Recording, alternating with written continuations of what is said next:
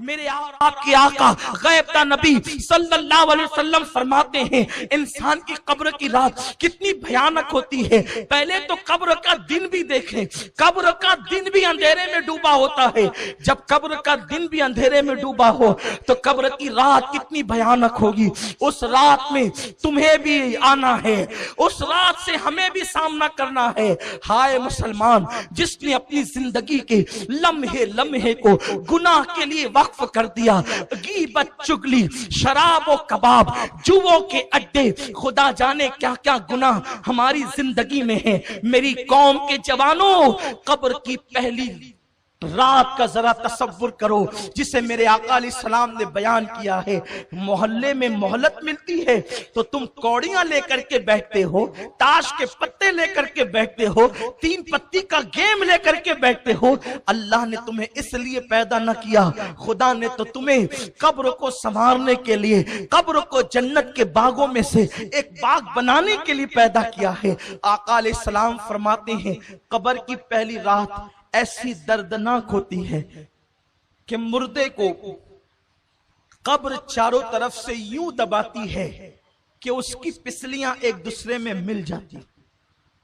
اور میرے آقا صلی اللہ علیہ وسلم نے صحابہ کو تصور دلانے کے لیے فرمایا، اپنے دونوں مبارک ہاتھوں کو یوں لیا اور فرمایا کہ جب قبر انسان کو دباتی ہے تو اس کی دونوں پسلیاں یوں آپس میں مل جاتی ہے۔ پسلی پر تھوڑی سی مار لگتی ہے تو ہم بے چین ہو جاتے ہیں۔ اے میری قوم کے جوانوں، گناہ کرنے والوں، اللہ کو ناراض کرنے والوں، رب کو غضب کی دعوت دینے والوں، ذرا سوچو اگر صرف قبر کا دبانا ہی ہوتا اندر تو یہی عذاب ہمارے لیے کافی تھا۔ قبر دباتی ہے اور پسلیاں ایک دوسرے میں آپس میں مل جاتی ہیں۔ بیٹوں کا حال کیا ہے؟ بیٹیوں کا حال کیا ہے؟ کائنات میں سب سے زیادہ اگر کوئی کسی سے پیار کرتا ہے تو ماں اپنی اولاد سے پیار کرتی۔ جب بیٹے کو دفن کر دیا جاتا ہے تو بھی ماں اپنے پلوں سے آنسو پوچھتی ہے، لیکن جب بھاتی کا لقمے سامنے آتے ہیں تو وہ بھی 2 لمحے کے لیے اپنے مرحوم بیٹے کو بھول جاتے۔ لوگ تمہاری بھاتی کھا رہے ہوتے ہیں اور ادھر مردے کو قبر دبا رہی ہوتی ہے۔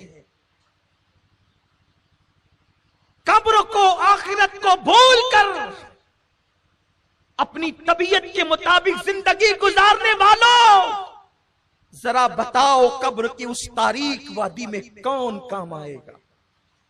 میرے آقا صلی اللہ علیہ وسلم فرماتے ہیں انسان کے مختلف دوست ہیں۔ انسان کا دوست مال ہے، انسان کے دوست اولاد ہیں، انسان کے دوست احباب ہیں، انسان کے دوست اعمال ہیں۔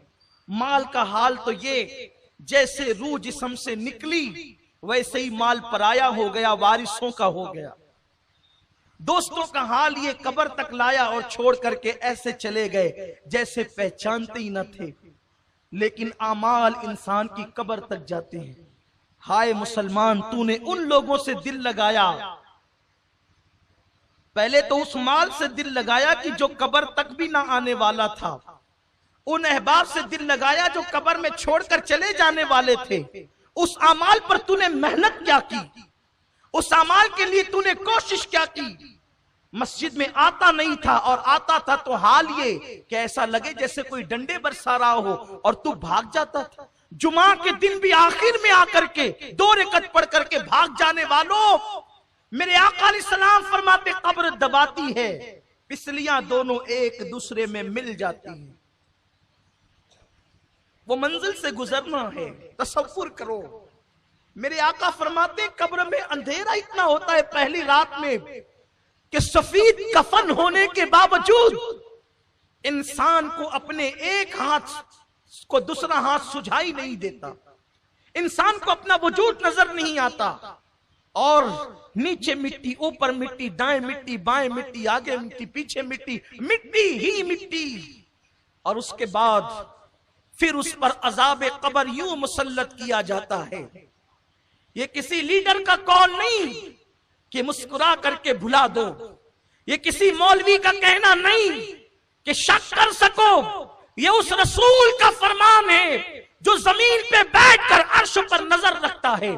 یہ اس رسول ہاشمی کا فرمان ہے جس کی نگاہ سے خدا کی ذات نہ چھپی، اس کی نگاہ سے قبر کی بات کیا چھپ سکتی ہے. وہ عالم ما کان و ما یکون رسول جسے اللہ نے معلم کائنات، معلم انسانیت بنا کر کے مبعوث فرمایا، اس رسول کا فرمان ہے کہ ابھی قبر کی تاریکی چھٹتی بھی نہیں ہے کہ انسان پر عذاب قبر یوں مسلط ہوتا ہے کہ انسان جن جن چیزوں سے دنیا میں ڈرتا تھا وہ ساری چیزیں اس کی قبر میں بھیجی جاتی ہے جو اس کو ڈرا کر کے دہشت زدہ اور وحشت زدہ کرتی ہے. مثال کے طور پر دنیا میں کتے سے ڈرتا تھا تو کتے قبر میں آ کر اس کو ڈراتے ہیں، چپکلی سے ڈرتا تھا تو چپکلیاں ڈراتی ہے، چوہے سے ڈرتا تھا تو چوہوں کو بھیجا جاتا ہے اور وہ اس کو ڈراتے. سوچو گلی کے کونے پر کھڑے ہیں اور کتا آ جائے تو ہم دور بھاگتے ہیں. قبر کے اندر جب اس طریقے سے کتوں کو، چوہوں کو، چپکلیوں کو، سانپوں بچھوؤں کو جب مسلط کیا جائے گا تو اس 2 گز زمین میں جہاں پر کروٹ بدلنے کے لیے جگہ نہیں ہے وہاں سے کہاں بھاگو گے؟ چیخو گے آواز کہاں تک پہنچے گی؟ چلاؤ گے آواز کہاں تک جائے گی؟ مسلمان تو کتنا نادان ہے، تجھے اللہ نے محمد الرسول اللہ جیسا نبی عطا کیا، تجھے اللہ نے قرآن مقدس جیسی کتاب عطا کی، تجھے اللہ نے اللہ اکبر ہدایت یافتہ بندوں کا دامن عطا کیا اولیاء کرام کا، لیکن تو نے دنیا دنیا دنیا اور دنیا کی موج مستی میں اپنا وقت ایسے گزار دیا کہ تو نے آخرت کی کوئی فکر نہ کی، قبر کی کوئی پرواہ نہ کی. ہاں اگر تجھے وقت ملتا تو تو گناہوں میں ڈوب جاتا. تو نے آخرت کے لیے کیا کیا؟ تو نے قبر کے لیے کیا کیا؟ اللہ کے پیارے حبیب غیب داں نبی صلی اللہ علیہ وسلم فرماتے ہیں مردہ اسی سے ہراساں ہوتا ہے، پریشان ہوتا ہے کہ اس کے پیر کی طرف سے عذاب آتا ہے، اس کے سر کی طرف سے عذاب آتا ہے، اس کے کانوں کی طرف سے عذاب آتا ہے، اس کے ہاتھوں کی طرف سے عذاب آتا ہے اور چو طرف سے عذاب آ کر کے اس کو اپنی لپیٹ میں لے لیتا ہے. اللہ کے پیارے حبیب غیب داں نبی صلی اللہ علیہ وسلم فرماتے ہیں حال یہ ہوتا ہے کہ اگر اس نے ایک وقت کی نماز کبھی جان بوجھ کر جاگتے میں قضا کر دی تھی، چھوڑ دی تھی، تو ایک وقت کی نماز چھوڑنے کے بدلے میں اس پر 99 سانپ مسلط کیے جاتے ہیں، جس میں سے ایک ایک سانپ کی طاقت کا عالم یہ ہے کہ اگر وہ کسی پہاڑ پہ ڈنک مارے تو پہاڑ ریزہ ریزہ ہو جائے، اگر وہ دنیا میں پھنکار دے تو اس کی پھنکار کی گرمی سے دنیا کے سارے انسان مر جائیں. ایسے 99 سانپ اس مردے پہ مسلط کیے جاتے ہیں. اس کے بعد ایک فرشتہ جو آنکھ سے دیکھتا نہیں، جو کان سے سنتا نہیں، جو زبان سے بولتا نہیں، گونگا بہرا اندھا فرشتہ اس پہ مسلط کیا جاتا ہے اور نماز چھوڑنے کی وجہ سے صرف ایک گوزا جب وہ اس کے وجود پہ مارتا ہے تو وہ ایسے پس جاتا ہے جیسے چنے پہ ہتھوڑا مارنے سے چنا پس جاتا ہے.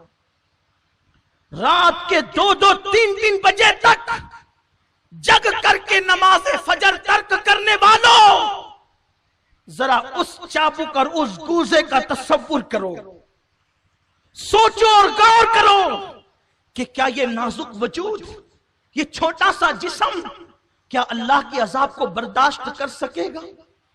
کیا رب تبارک و تعالیٰ کے عذاب کو برداشت کر سکے گا؟ نہیں اور ہرگز نہیں. تو پھر یہ رنگریلیاں کیوں ہیں؟ یہ طبیعت کے مطابق زندگی کیوں ہے؟ یہ گھروں پہ لگے ہوئے تمہارے اینٹینے، یہ اینٹینے نہیں، یہ ایریل نہیں، یہ جہنم کے سامان ہے. تمہارے گھروں کی رنگین ٹیویاں جو تمہیں ڈش لگانے پہ مجبور کرتی ہے، تمہارے بچے جو تمہیں مجبور کرتے ڈش لگانے پر، اس میں 100 سے زائد چینل پر گندی ننگی اور آوارگی کی فلمیں دیکھنے والوں، یہ صرف تمہیں نہیں بلکہ تمہاری پوری اولاد کو جہنم کا ایندھن بنانے کے لیے راہ جہنم پر لے کر کے جا رہے ہیں. خدارا ذرا اپنے حال پہ رحم تو کرو. اگر یہ کہا گیا ہوتا کہ 1 سال کے بعد موت آئے گی تو شاید ہم 1 سال پہلے سدھر جاتے. 10 سال کے بعد موت آئے گی تو ہم 10 سال پہلے سدھر جاتے. لیکن موت نے تو کوئی وقت نہ دیا, کسی کو موقع نہ دیا. موت کب آئے گی, کیسے آئے گی, کس وقت آئے گی, کس حال میں آئے گی, اسے پر کوئی اطلاع کسی کو نہیں دی گئی. ٹی وی دیکھنے والوں, موبائل کو ہاتھ میں لے کر کے انٹرنیٹ پر گندے مناظر دیکھنے والوں, جس وقت تمہارے ہاتھ میں موبائل ہو اور اسی وقت اللہ نہ کرے تمہیں موت آ گئی, اس وقت جب تم گندے مناظر دیکھ رہے ہو یا فلمیں تم ننگی اور آوارگی کی دیکھ رہے ہو, اسی وقت تمہیں موت آ گئی تو تم اللہ کو کیا منہ دکھاؤ گے؟ مصطفیٰ جان رحمت صلی اللہ علیہ وسلم ارشاد فرماتے ہیں, جس کو جس حالت میں موت آئے گی وہ قیامت کے دن اسی حالت میں اٹھایا جائے گا. اللہ کے حبیب صلی اللہ علیہ وسلم فرماتے ہیں, بہت چھوٹی چھوٹی چیزیں جس کو لوگ سمجھتے ہیں اس پر بھی اللہ لوگوں پہ قبر میں عذاب فرمائے گا. میرے آقا علیہ السلام فرماتے ہیں کہ لوگ پیشاب کے چھینٹوں سے نہیں بچتے, اس بنیاد پر بھی اللہ ان کو عذاب قبر میں مبتلا کرے گا. اس حدیث کو پڑھنے کے بعد میں نے کتاب بند کی اور میں سوچنے لگا کہ اللہ کے حبیب صلی اللہ علیہ وسلم فرما رہے ہیں کہ اگر پیشاب کے چھینٹے پیروں پر آئیں اور لوگ پیشاب کے چھینٹوں سے نہ بچے تو بھی اللہ ان کو قبر کے عذاب میں گرفتار کرے گا. پیشاب تو اپنے پیٹ سے نکلی ہے, اب سے اپنے پیٹ سے نکلنے والی گندگی, اپنے پیٹ سے نکلنے والی غلاظت, اگر ہم اس سے نہ بچیں تو اللہ عذاب قبر میں گرفتار کرے گا, عذاب قبر میں مبتلا کرے گا. اور قبر کا عذاب کیا ہے؟ کفن چھین لیا جائے گا, جسم کو قبر کے کیڑے, سانپ اور بچھو کھائیں گے, پوری قبر کے اندر آگ بھڑکا دی جائے گی. یہ عذاب قبر کی کلکی سی جھلک ہے. میرے آقا صلی اللہ علیہ وسلم ارشاد فرماتے ہیں, قبر میں جو عذاب دیا جاتا ہے جو میں جانتا ہوں, اگر تمہیں بتا دوں تو تم گھروں میں رہنا چھوڑ دو اور پاگلوں کی طرح جنگلوں میں بھٹکنے لگو. حضور نے نہیں بتایا, صرف اشارہ کر دیا. اس کا مطلب یہ ہے کہ آقا جو جانتے ہیں وہ کوئی نہیں جانتا. اور یہ بھی میرے رسول کی شان کی بات ہے, حضور وہ سب کچھ جان کر بھی لوگوں کے درمیان محلے میں انسانیت کی حیثیت سے ہے. اس کا مطلب حضور کی عقل اور اپنی عقل دونوں برابر نہیں ہے. ہمیں پتا چلے تو ہم پاگل ہو جائیں. ارے لوگ بھیانک ایکسیڈنٹ دیکھ کر کے پاگل ہو جاتے ہیں, تو قبر کا عذاب سننے کے بعد جو کما کہو عذاب دیا جائے گا وہ کیسے برداشت ہو سکتا ہے؟ تو اللہ کے حبیب صلی اللہ علیہ وسلم فرماتے ہیں, اگر میں تمہیں بتا دوں مکمل طور پہ کہ قبر میں کیا ہوتا ہے تو تم ایسے گھلنے لگو گے جیسے نمک پانی میں گھلنے لگتا ہے. تم اپنی جگہ پر سلامت نہیں رہ سکتے, گھل جاؤ گے تم. وہ قبر ہے جسے دردناک عذاب کے حوالے سے اللہ کے حبیب علیہ الصلوۃ والتسلیم نے بیان فرمایا ہے. تو ایک معمولی سا عمل جس کو ہم کہتے ہیں پیشاب کے چھینٹوں سے نہ بچنا, یعنی کھڑے کھڑے کچھ لوگ پیشاب کرتے ہیں تو پیر پہ چھینٹے آتے ہیں, کچھ لوگ بیٹھ کر بھی بے احتیاطی سے کرتے ہیں تو بھی پیشاب کے چھینٹے آتے ہیں. تو پیشاب کے چھینٹوں سے نہ بچو تو بھی انسان عذاب قبر میں گرفتار ہوگا. حیرت ہے, جتنا زیادہ ناپاک پیشاب ہے اس سے زیادہ ناپاک گناہ ہے. گناہ اور پیشاب کی ناپاکی میں زمین آسمان سے بڑا فرق ہے. کیونکہ پیشاب اگر کہیں لگ گیا پانی ڈال دو تو پیر پاک ہو جائے گا, بدن پاک ہو جائے گا. لیکن اگر گناہ کا دھبا لگ گیا تو 7 سمندر کا پانی بھی گناہ کا دھبا نہیں دھل سکتے. تو پیشاب اگر ناپاک چیز پیر پہ لگ جائے اڑ کر کے اور کوئی اس سے نہ بچے، احتیاط نہ کرے، تو اللہ عذاب قبر میں گرفتار کرے گا. تو اس سے زیادہ ناپاک تو گناہ ہے. وہ کوئی گناہ میں ڈوبا رہے، اور وہ بھی وہ گناہ نمازوں کا ترک کرنا، جوا کھیلنا، تاش کے پتے کھیلنا، محلے کی لڑکیوں پہ بد نظری کرنا، پڑوسیوں کے حقوق دبانا، غصب کرنا، ایک دوسرے کے حقوق ادا نہ کرنا، ماں باپ پہ ظلم کرنا، ماں باپ پہ زیادتی کرنا، بیوی پہ ظلم کرنا، بیوی پہ زیادتی کرنا، اولاد کا حق ادا نہ کرنا، کتنے بڑے بڑے جرائم ہیں. اس سے بچنے کی کیا صورت ہے؟ اور ایک اہم بات، پیشاب اپنے پیٹ کی غلاظت ہے، وہ نکلی اور پیر پہ پڑی اور ہم اس سے نہ بچے تو عذاب قبر میں گرفتار ہوں گے. اور جتنی زیادہ ناپاک پیشاب ہے اتنا ہی ناپاک شراب بھی ہے. دونوں کی ناپاکی برابر برابر، یعنی کہ پیشاب کا پینا اور شراب کا پینا دونوں ایک ہے. یہ میں کوئی لطیفہ نہیں کہہ رہا ہوں، میں آپ کے سامنے اس کی شرعی حیثیت بیان کر رہا ہوں کہ شراب اسلام میں اتنی ہی ناپاک مانی گئی ہے جتنا کہ پیشاب ناپاک ہے. تو مجھے بتاؤ، اگر پیشاب کے چند چھینٹے بدن پہ لگ جائیں تو انسان اللہ کے عذاب میں گرفتار ہوتا ہے، تو جو لوگ پیشاب کی طرح ناپاک شراب اپنے منہ کے اندر ڈالیں اور اپنے پیٹ میں ڈالیں تو ان پر کیسا عذاب ہوگا؟ ان پہ عذاب کی کیفیت کیا ہوگی؟ ان پہ عذاب کی سختی کیا ہوگی؟ میرے آقا صلی اللہ علیہ وسلم کے دیوانوں، آیت مبارکہ کا آخری ٹکڑا، اب میں اس پہ نہیں پہنچ سکوں گا، بس ایک بات عرض کر کے اپنی گفتگو مکمل کروں، شاید کسی کی زندگی میں انقلاب پیدا ہو جائے. خدا کے لیے اپنی قبر کی تیاری کرو. قبر میں کسی نے نہیں آنا، نہ کسی مولوی نے، نہ کسی خطیب نے، نہ کسی مقرر نے، نہ کسی دوست نے، نہ کسی ماں باپ نے، نہ کسی یار نے.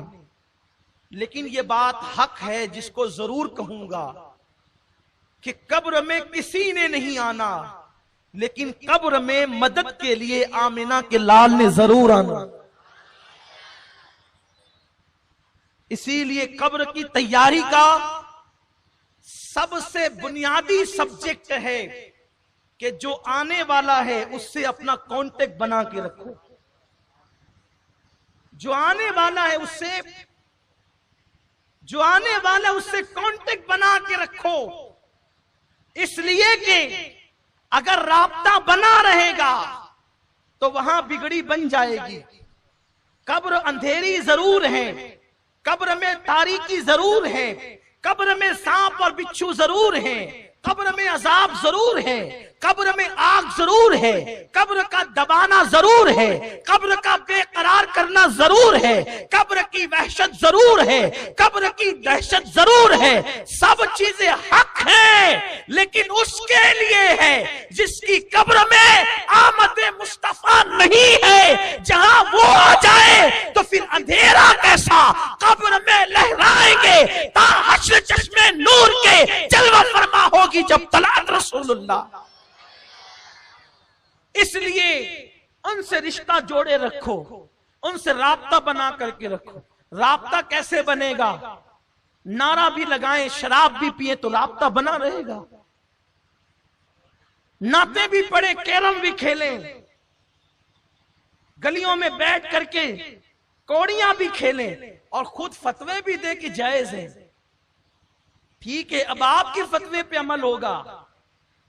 اللہ کے حبیب صلی اللہ علیہ وسلم فرماتے ہیں ایک زمانہ ایسا آئے گا قریب قیامت کہ جاہل لوگ فتویٰ دیں گے اور وہ خود بھی گمراہ ہوں گے اور دوسروں کو بھی گمراہ کریں گے. آقا علیہ السلام فرماتے ہیں ایسے لوگوں کے پاس نہ بیٹھنا. فتویٰ دینا مفتی کا کام ہے، آپ کا نہیں. لیکن میں سمجھتا ہوں بیچارے مفتی صاحبان تو فتویٰ بہت کم دیتے ہیں، ہوٹلوں پہ بیٹھے ہوئے ہماری عوام فتوے زیادہ دیتی ہے، اور وہ بھی بدعت اور شرک کے فتوے سے کم تو کوئی فتویٰ ہے ہی نہیں۔ اور اس بیچارے سے پوچھو بھیا احسان کر ذرا بتا کہ بدعت کی تعریف کیا ہے، وہ بتا بھی نہیں سکے گا، بلکہ بدعت کا مخرج نہیں بتا سکتا، اور وہ بدعت کا فتویٰ دیتا ہے، بلکہ بیچارہ بدعت کو بدعت کہتا ہے، یعنی اسے الفاظ کا تلفظ نہیں پتا، اتنا جاہل ہے، اور اتنا جاہل ہے کہ اس سے کہو کہ تو جاہل ہو کے فتویٰ دیتا ہے تو پلٹ کے کہتا ہے میں اتنا بھی جاہل تھوڑی ہوں، یعنی کہ اس جاہل کو ابھی جاہل کے تلفظ نہیں یاد نہیں ہے، اور وہ فتویٰ شرک اور بدعت سے کم کا دینے تیار نہیں، کس پر؟ وہ بھی جو چیزیں قرآن اور حدیث سے ثابت ہے اس پر فتویٰ، کھڑے ہو کے سلام پڑھنا بدعت، فاتحہ دینا شرک، کہ یہ کام آپ کا ہے ہی نہیں میرے بھائی، تو عوام میں سے ہے، اپنی اوقات میں رہے۔ لوگوں نے تختہ مشق اگر کسی کو سمجھائے تو شریعت کو سمجھائے۔ ہر عوام میں کرسی پہ بیٹھنے والا کلینک کھول کے بیٹھتا ہے کہ چلو آج ہوٹل پہ بیٹھ کر کے ایک چائے پیئیں گے اور ساتھ ہی کسی ڈاکٹر کی بیگ بھی لے کے بیٹھیں گے، جو آتا جائے سوئی لگاتے جاؤ، انجیکشن لگاتے جاؤ، ٹیبلٹ لیتے جاؤ۔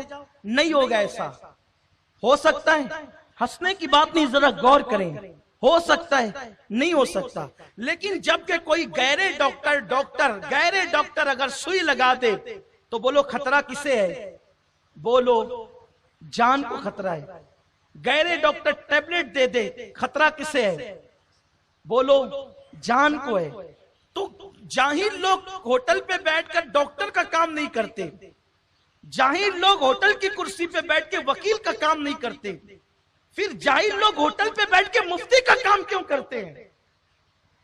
اگر جاہل ہوٹل پر بیٹھ کر کے ڈاکٹر کا کام کریں تو جانوں کو خطرہ ہو جائے، اور جاہل لوگ ہوٹلوں پہ بیٹھ کر مفتیوں کا کام کرے تو پھر جان کو نہیں ایمان کو خطرہ ہو جائے۔ اس لیے اور سنو، مفتی کون ہے کس سے پوچھا جائے؟ ہر ایک کے نام کے ساتھ جو مفتی کا ٹائٹل ہو وہ تھوڑی مفتی ہوتا ہے، ورنہ ہم نے تو کشمیر میں ایک عورت کے ساتھ مفتی کا سرنیم پڑھ کے میں نے ایک ساتھی سے کہا یار یہ عورت کتنی خوش نصیب ہے کہ مفتی بن گئی، تو میرے ساتھیوں نے ہنس کر کے کہا سید صاحب وہ مفتی علم کے اعتبار سے نہیں ہے بلکہ اس کا سرنیم ہے۔ میں نے کہا یا اللہ، مفتی بھی سرنیم ہوتا ہے؟ تو ہر ایک کے نام کے ساتھ ٹائٹل مفتی کا لگ جائے، علامہ کا لگ جائے، مولانا کا لگ جائے، اس سے نہیں پوچھ سکتے فتویٰ۔ قرآن سے پوچھو فتویٰ کس سے پوچھ سکتے؟ تو قرآن کہتا ہے فَاسْأَلُوا أَهْلَ الذِّكْرِ إِن كُنتُمْ لَا تَعْلَمُونَ، انہی سے پوچھو جو اہل